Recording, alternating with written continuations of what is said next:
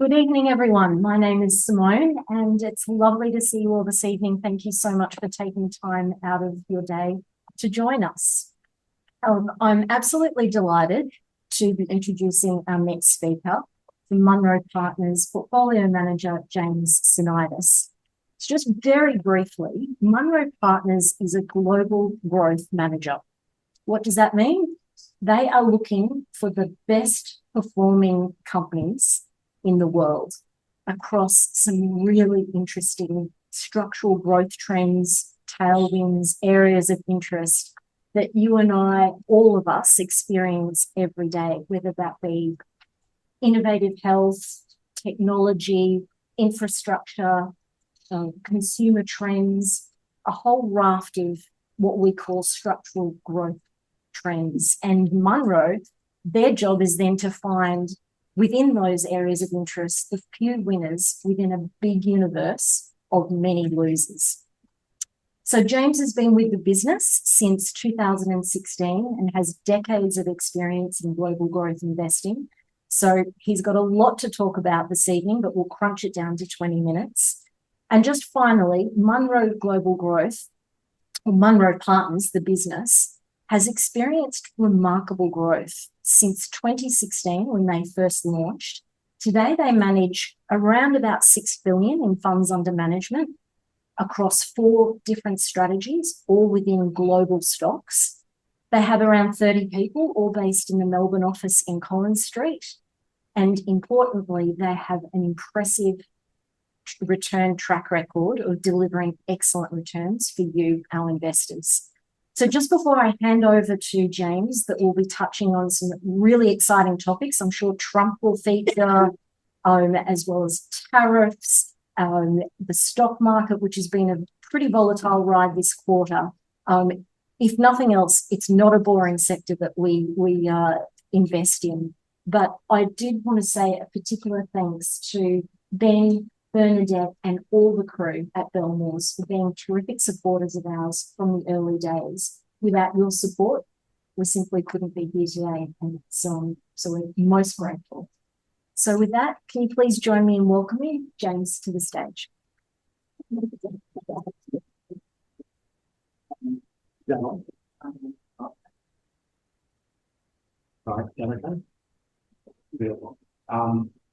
I don't need this, but I'll use it anyway. Yeah, thanks very much for your time tonight. Thanks, Simone, for the introduction, and I agree.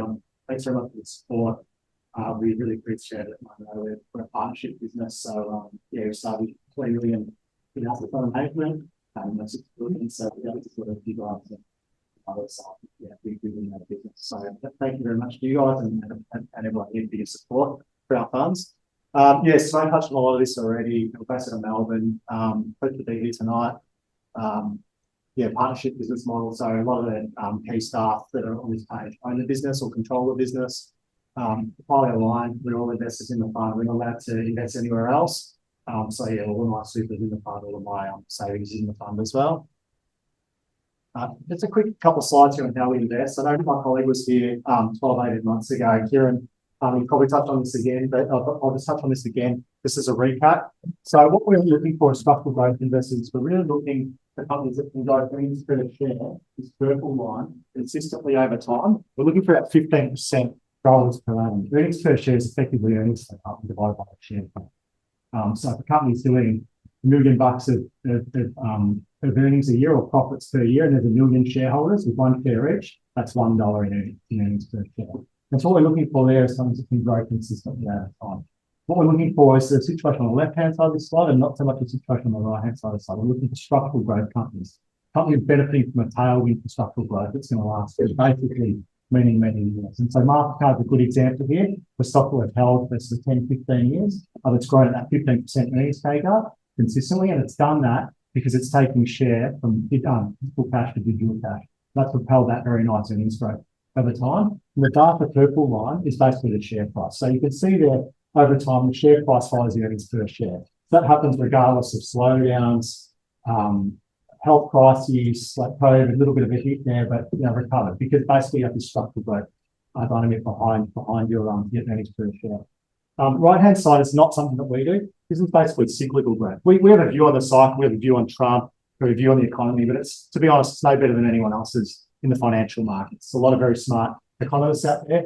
That's not really what we do. We're really focused on structural earnings growth and companies that are leveraging that growth and really getting to understand those companies deeply over time. So we would say that we would understand digital payments better than our peers, basically, and have a better process of finding the winners out there over time. And so that's really what we do. That's my job, to travel to meet these companies and basically pick the best stocks within those brands. So we've got to structural. Why do we do that? Took a while to figure this one out. But structural growth always drives your outsized earnings growth. You can see it over time. This is basically the US share market over 90 years. And the biggest winners, the 50 biggest winners in that period of time. And you can see with one of them, and so it's hard to read, with one of them in slide, you can see there's always a structural growth angle behind each of these big winners over time. So, sorry, is this one on? No. Yeah. So you can see the biggest winners today, or the more recent biggest winners, are digital companies up in the top left-hand corner. Your Amazons, Nvidias, your Netflixes. They're benefiting from structural growth tailwinds of their own. So Amazon is e-commerce, as you know, or cloud computing for their AWS business.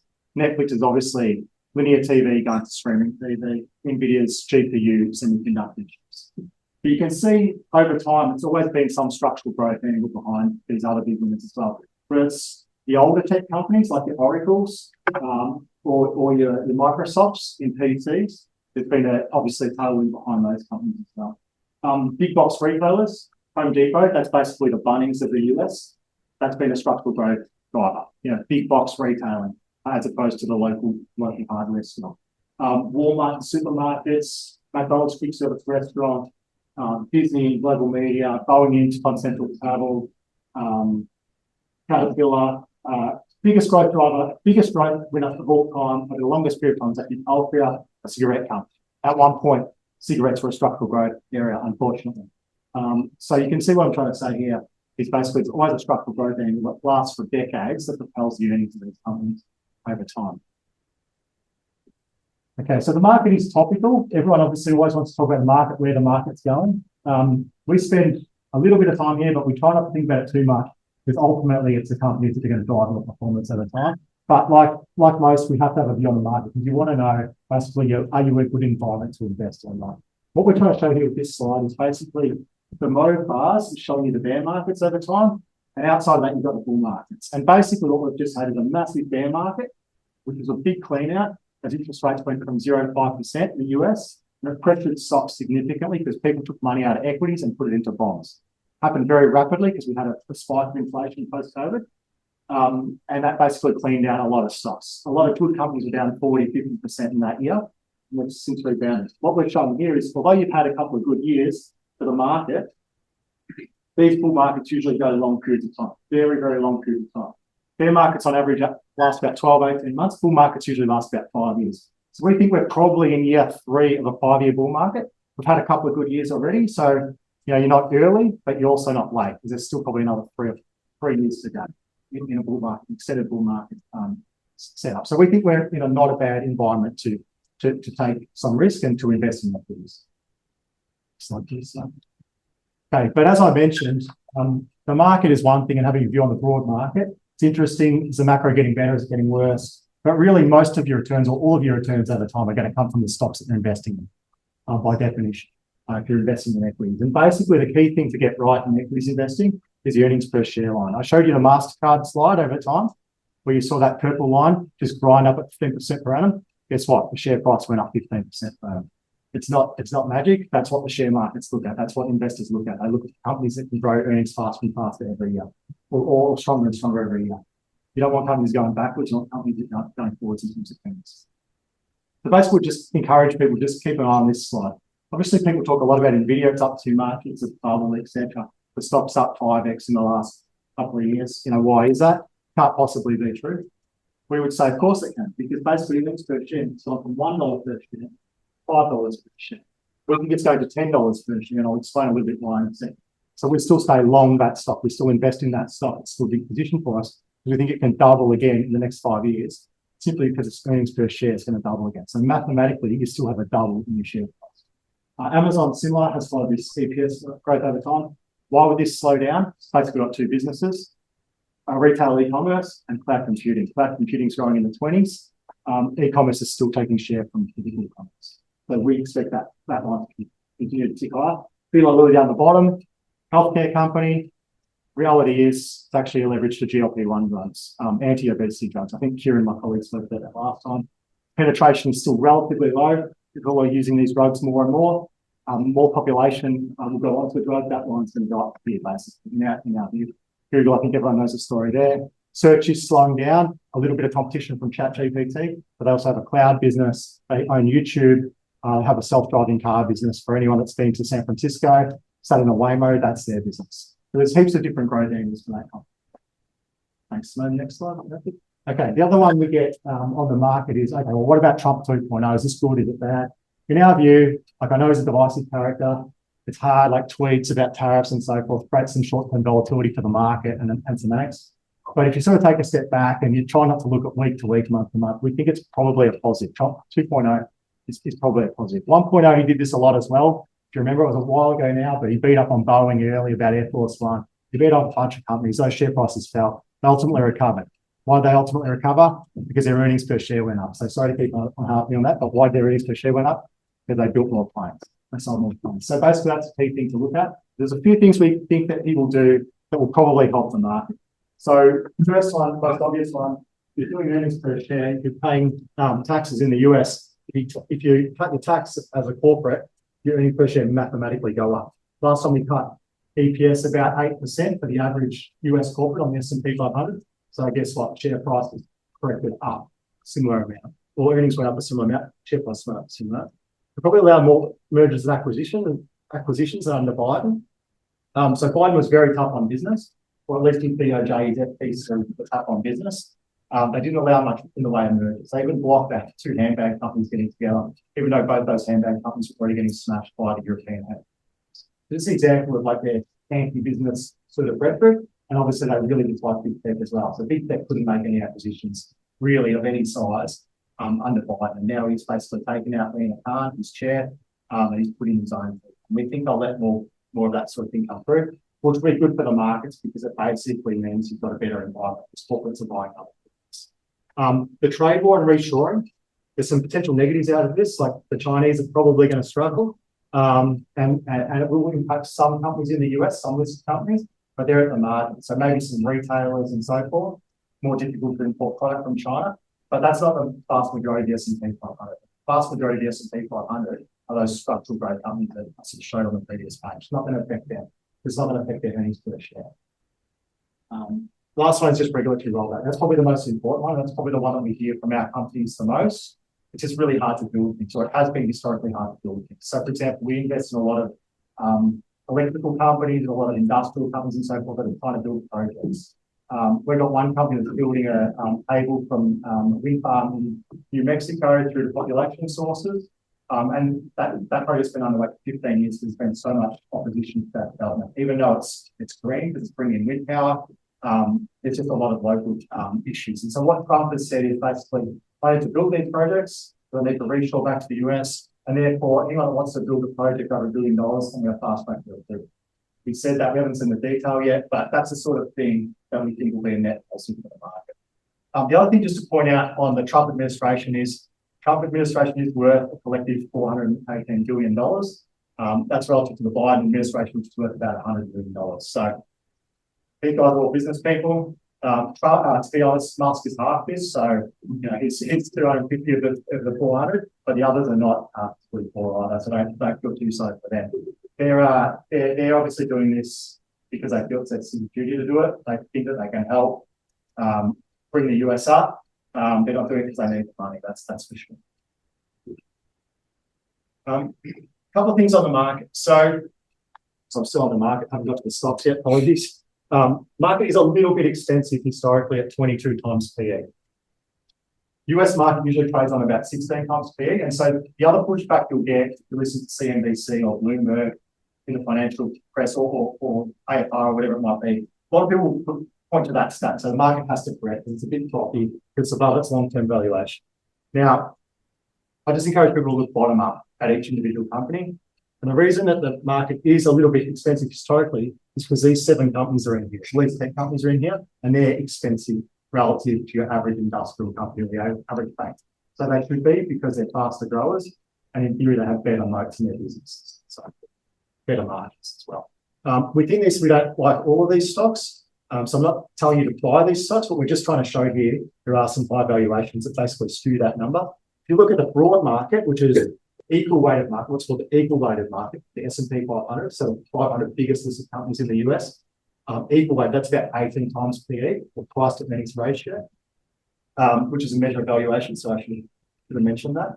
That's just your market cap divided by your earnings, effectively. That's in line with about the historical average. So it's not too bad. There are some expensive stocks like Tesla, which we don't invest in. We think it's too expensive.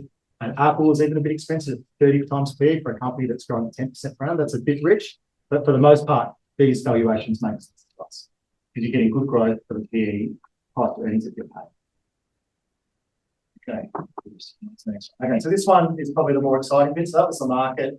This is the positioning. I'm just going to talk about the Munro Global Growth Fund positioning, because I think most of the supporters here are investors. Okay, so this is the positioning, and this is how we sort of think about it. So I mentioned about the structural growth. We're looking for structural growth areas, and we're looking for a company that's going to leverage that structural growth the best way. So best thematic, best place to invest, and best company within there. Okay, you need to have both. At the end of the day, you need to get the stock right. Get the structural growth area right. You get the wrong stock, then you may no money. So it's a bit of a debacle. But basically, try to pick a good area to invest in, an area that's growing, that's going to help tailwind for growth, and then find the company's best leverage to that growth. So the first one is climate. So obviously, I think we all know about decarbonisation. Decarbonisation spending is going to be a big tailwind for growth for a lot of companies, the picks and shovels that are going to basically build all those renewables that are going to transition the economy over time. And it's definitely going to happen because the big companies are doing it because they believe in it. And we're looking for the companies that can best leverage that. And at the moment, we've got 7 positions in that area of interest, and our biggest position, something called Constellation Energy, it's actually a nuclear fund, because we see nuclear as being key to the energy transition. The value of that scarce resource of existing nuclear in the US is going to go up and up and up over time. You're going to price higher and higher and higher. Constellation Energy is the biggest nuclear power generator in the US, and 20 plants. They're by far the largest, and they're a direct play on that. It's basically a unicorn. You can't really do that anywhere else. It's the best play on nuclear there is. Next one is digital enterprise. So this is effectively cloud computing. So is anyone familiar with Salesforce? Okay, so these are basically databases which are online, which help you just manage your in this case, your sales contacts and your clients.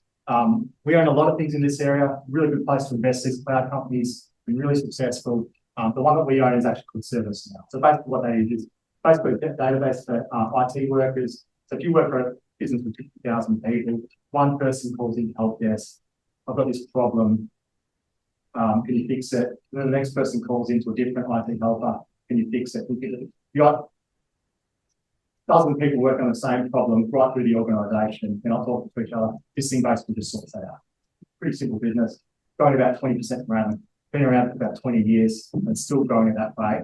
Because you can imagine this sort of workload going on the cloud is basically still in its nascent stage. So it's still early in its growth rate now. So cloud's still a great place to invest. Digital media and content. We've got a few things here. Facebook is our biggest position, or Meta as it's now currently known. So Facebook, Instagram, WhatsApp, and so that's one of our big positions there. Security, a big emerging area for us. So this is both national security and also domestic security. And so obviously a big focus on the Trump 2.0 is law and order. Got a big focus on that. Obviously Biden came under pressure for local police supporting them and so forth. So this is an area that we like under Trump 2.0. Obviously not the only reason we like it, but we basically see the local police forces getting more funding. So our position there is Axon. Has anyone seen the tasers in the police? You don't use the gun, you use the taser. They own that. It was initially called taser. But the bigger growth angle for them is actually video cameras that sit on the police's chest. And it basically saves the police a heap of time from going back to the office, having to write up a report. Basically, this gets uploaded straight to the cloud. Cloud just AI basically transforms it into a report for them, gets uploaded to the system. always been up at the Pacific desk for a couple of hours talking out that stuff. So that's an example of like just a structural growth chain with AI and with cloud computing technology and basically help this company with that power. Other ones we like better, we do like some of the defense companies, particularly in Europe. Pretty obvious. 3 years ago, massive change in geopolitics. Europe underinvested for 30 years, terrible state of affairs. It was just, yeah, the easiest investment I've made was like, okay, well, who's a German defense company? Oh, right, and stuff like that. Its orders are going to go up.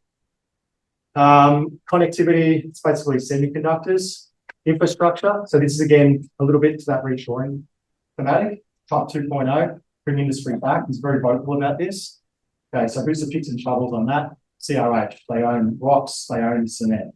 Irish company, lower valuation than the US companies, but huge US footprint. You buy that, the price earnings multiple or P multiple relative to their peers. Again, very easy trade for re-rating, and the earnings come through because basically they can price up their bucks. Very simple business. Innovative couple I talked about Eli Lilly, GLP-1 drugs. And the last one at the bottom, NVIDIA.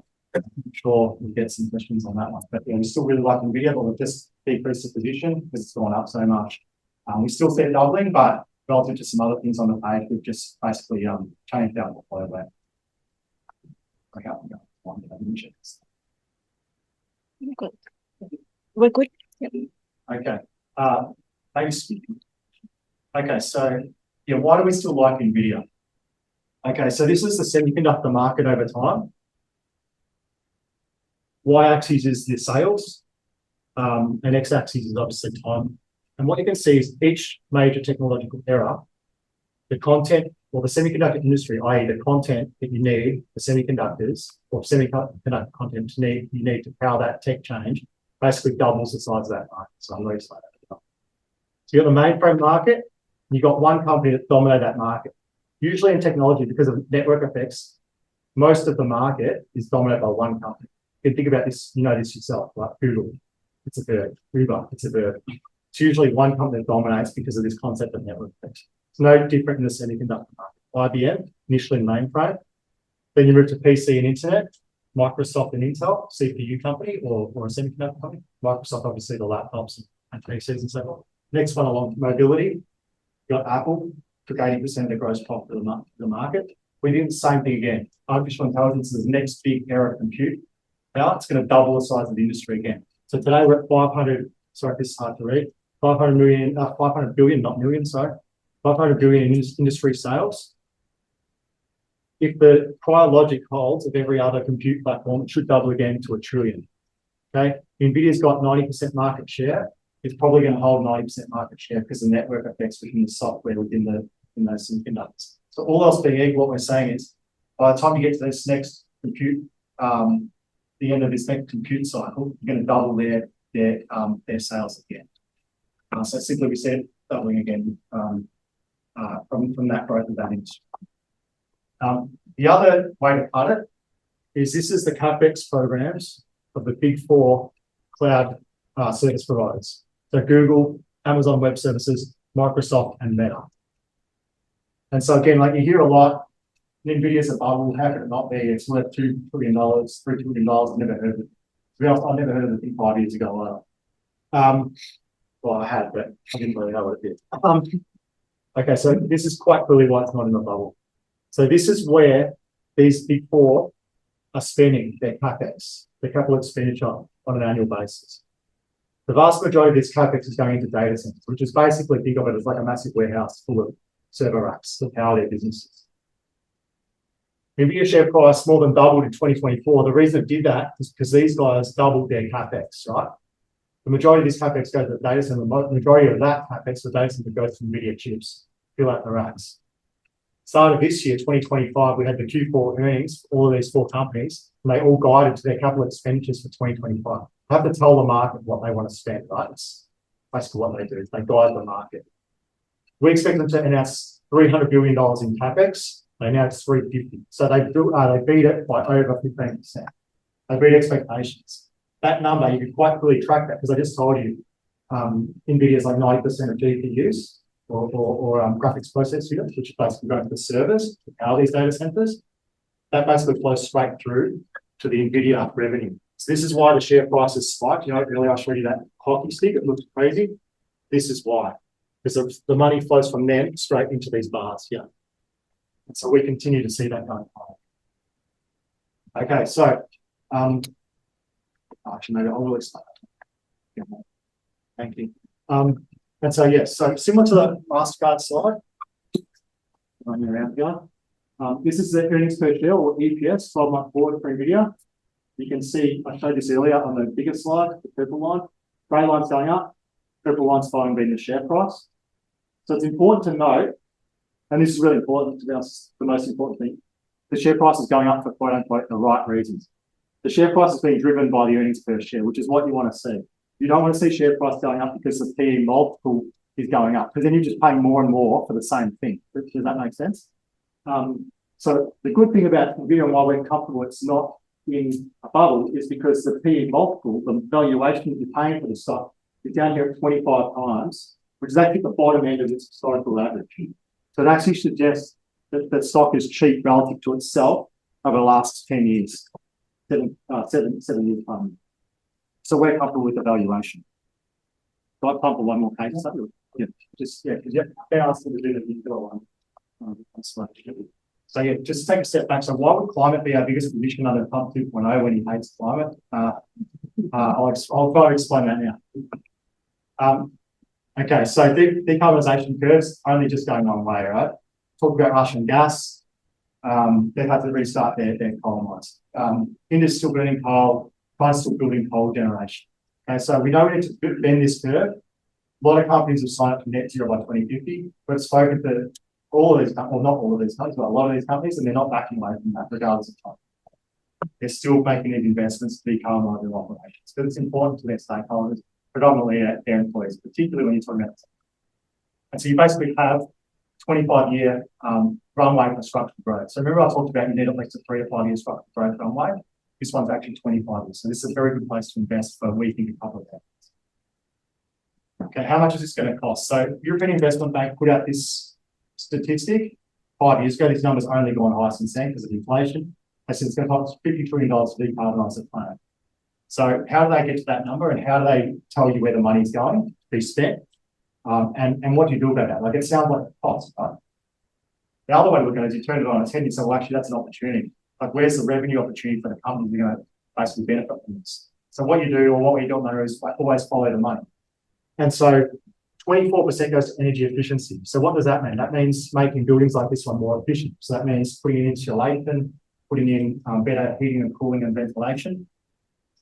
It means better lighting and so forth. And so you can see landlords are wanting to make these changes to their buildings so they can charge their tenants more money. Munro is a net zero signatory. We're in a 6-star energy building. I don't know what we pay, but I'm sure we pay a lot of rent, and we pay a lot more for rent than what we would if it was not an energy efficient building because we're a signatory. That's just a simple example. What does that mean when you're the building owner? It's basically really easy for the HVAC line to come in there and say, hey, let us renovate your aircon units to give you a more efficient unit. It's the easiest sale in the world because not only you get to hit your net zero targets more easily, but you also get your payback on your investment. So that's an example of something happening today where you're seeing spending coming in today, where you can see the earnings coming through today, which, as I said, is really important. There's other things that are like further out in the future, which you don't necessarily want to be involved with today. They might be great in the future, but they're not making money today. But things like hydrogen would be something that we would stay away from. There's no projects today where there's like a commercial pot paper of that hydrogen. So you've got to be quite careful in any sector, but particularly in this sector, because there's just a lot of things not making money. Renewables about 18% of the pie. Again, a big area. We don't invest there today because it's too competitive. EVs, again, a big again, we don't invest there today. Too competitive. Too many BYDs on the road, basically. And the Chinese are basically putting a glut of EVs out there. What we do like today is transmission grids and distribution grids, because we know that the US grid is really old, and we know the US is trying to reshore. So yeah, this is our favourite area in the climate area today, and it's basically the electricity area. So I talked about one of the drivers, data centres. They're very energy intensive. The data centre is about 3% of the electricity use in the US today. It's probably going to 10% if you believe that CapEx slide that I showed earlier with the big four. Going to put a lot of pressure on the grid. The other thing that's going to put pressure on the grid is electrification. Does anyone here have an EV? Ah, okay, that didn't work. All right. Okay, so if you're an EV, if you have two EVs in your house and you replace your two petrol cars, on average, you're going to double the energy usage of your house.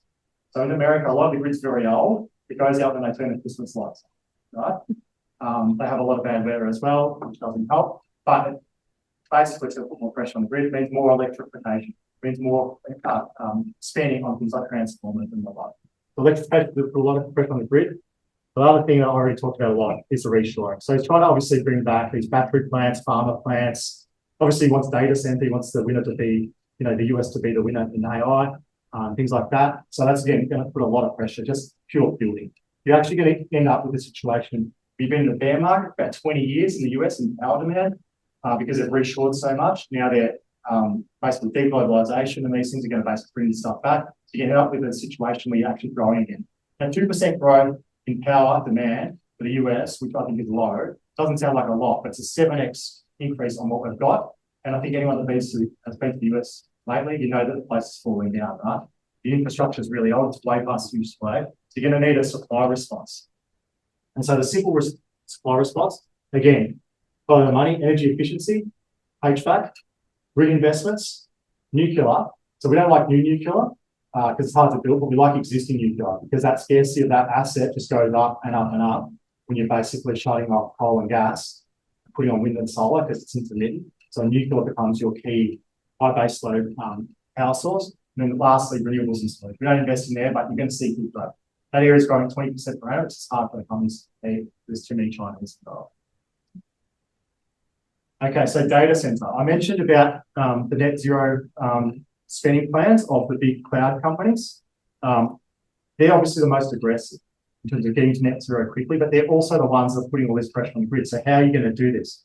So again, back to the biggest energy savers that you can find. So NVIDIA, their chips 20x more power efficient than an old generation Intel CPU. So you rip out the Intel CPU and you put in the NVIDIA CPU, you get more power.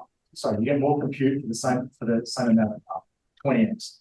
You want the most efficient heating and cooling, being vertive and liquid cooling of the racks. You need plumbers to basically put in the HVAC. So that's pumping systems. You need power coming in and out of the data center. That's Schneider Electric. So those are the type of companies you like. And then lastly, you want nuclear because these guys, they want to decarbonize their operations. Nuclear is zero emission. So what does that mean? Excellent. Yeah, there's only one place to go really, which is constellation energy. And then basically you get this growth. So I'll try and point this out. So how did a nuclear company with 20 plants, I haven't built any more plants, how did he earn spread there? From $4, $8. Pricing power. Thank you very much. Okay, so yeah, mostly pricing power. They do a few other things as well. So what they've done is basically they know they're sitting on this really valuable asset, and so they've basically created commercial contracts with the likes of Microsoft. In their particular case, they've only done one plant with Microsoft. They've got 20 plants, so there's a long way to go. This number's going a lot higher over time if we're correct about this, and more of these deals happen. The other thing they're doing is they're upgrading the plants. They're basically putting in new pumps, new kit, and basically selling that power off to an off-taker or a customer to lock in that value, putting that capex into the operations. The other thing they're doing is actually restarting 3 Mile Island as well, which was previously shut down, not the one that melted down. The sister plant, which was previously shut because we're in a 20-year bear market in power, all of a sudden there's demand for that asset to come back online. So they've done this off-take agreement with Microsoft, reopen it. And so, yeah, we still like that stock. So one of our biggest stocks. We still see growth. So I think I'm probably on how much time? I've got some more examples. Sorry, I could keep going for hours. But keep going. I can do one more. Sorry. Oh, I don't have any slides in that. Okay, so this is the other one we like, security. Okay. Who's got security cameras at home? Does anyone know the brand of their security camera? Google. Google. All right, you'll find it. Okay, I've got a security cameras at home. They're Hikvision. Guess where Hikvision comes from? Where does everything else come from? Oh, yeah, exactly. All right, so simple investment thematic.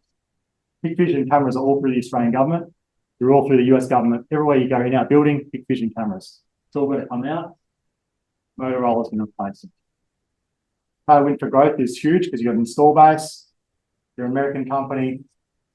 They're going to put it in and then they're going to leverage it in the cloud. And like I've been to their headquarters in Chicago. It's like amazing. They can track a license plate going from one side of the country to the other. It's pretty scary actually. And that's basically the power of AI, big data that they're using there. So they can price for that. I already talked about this one, I think, with Axon. This is the founder. So the other thing I didn't say about Munro is how do you get the right structural growth there, but also the right company? You usually want to go with a company where the founder is still heavily involved. I think, Ben, you mentioned you're a partner. I'm a partner. I act a lot differently from Munro than what one of my peers would that works for a big listed company because it's my livelihood. So we always try where we can, all else being equal, try to invest where there's still a strong controlling shareholder because they will make a decision based on the future years and not based on the future quarter. So that's very simple. And so, this is the reason we like Axon. They continue to take share because it's one guy. He actually founded the company because a couple of his school buddies got shot, actually, and killed, unfortunately. So he came up with this concept of a taser, basically to stop the lethality of gun shots. And as I say, the bigger drivers now are more around these cameras, body cameras and so forth. So that's security. That's why we like security. I already did that already, but I touched on the test. So so the test we use at Munro, and if you want to take one thing away, and you do invest yourself, these are the tests that we use, and they've saved us a lot of money over the years. So what we're looking for is companies. So these are 6 qualitative tests that we use to basically determine whether we're happy to pay for a company's valuation. So the first test is growth. So you want double GDP growth at a minimum. So usually mid to high single digits sales growth. Critical test is your earnings per share growing faster than your sales growth. So if your earnings per share is growing slower than your sales growth, it means you're giving away margin, which means you're growing unprofitably, all right? You're dilutive. So you want to tick those 2 boxes. Second one is earnings durability. You want at least a 3 to 5 year growth tailwind. Market will not reward you if you're growing this year, not the year after, and then growing the year after that. You need that 3 to 5 year growth tailwind. If you look at our universe of stocks that you can invest into, there's like 30,000 of them out there, invest all across the world. This knocks out the vast majority of it. We actually get back to about 1,000 companies that can do that. It's actually very, very difficult to do. ESG, which stands for environmental social governance.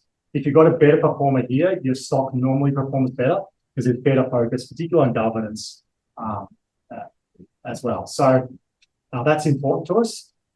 But the most important thing in this particular case of Axon is actually the pulse score and the customer perception score.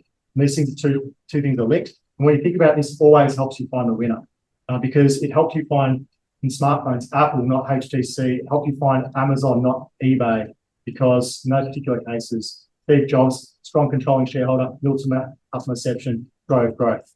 Jeff Bezos, Milton about customer perception, strong controlling shareholder, Milton about customer perception, drove growth. So that's a very important 5th and 6th point that we've always found helpful to us. So sorry, I'll stop there. Our website as well. There's heaps of case studies and stuff on there. Thank you.